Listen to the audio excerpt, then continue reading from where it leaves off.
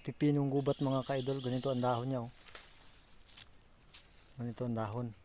Pipinong gubat. Pero ang bunga niya mga ka-idol, ganito. Ganito lang kaliliit. Ayan. Dahil pipinong gubat mga ka-idol, ito pala kinakain na.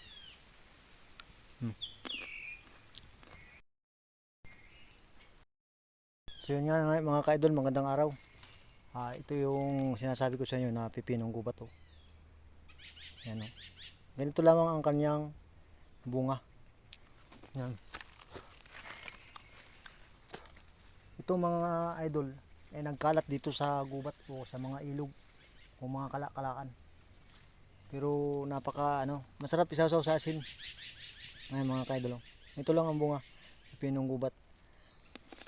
Bagamat yan ay dumadami dahil ito ay kinakain ng ibon yung mga hinog.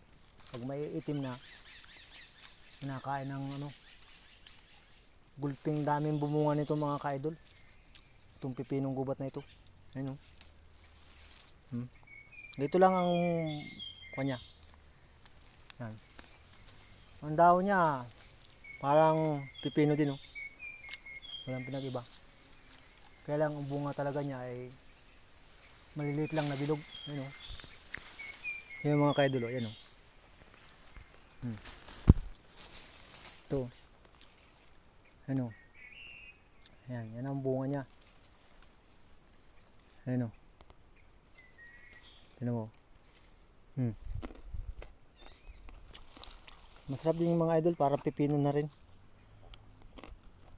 At maghahanap pa tayo dyan mga ka-idol sa mga kalakala pa dyan. Yan o.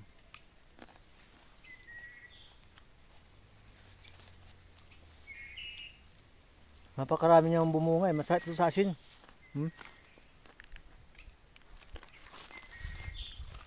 Ayun.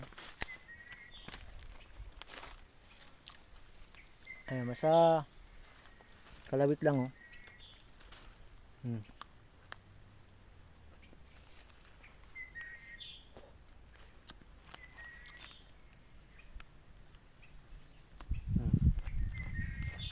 Diba?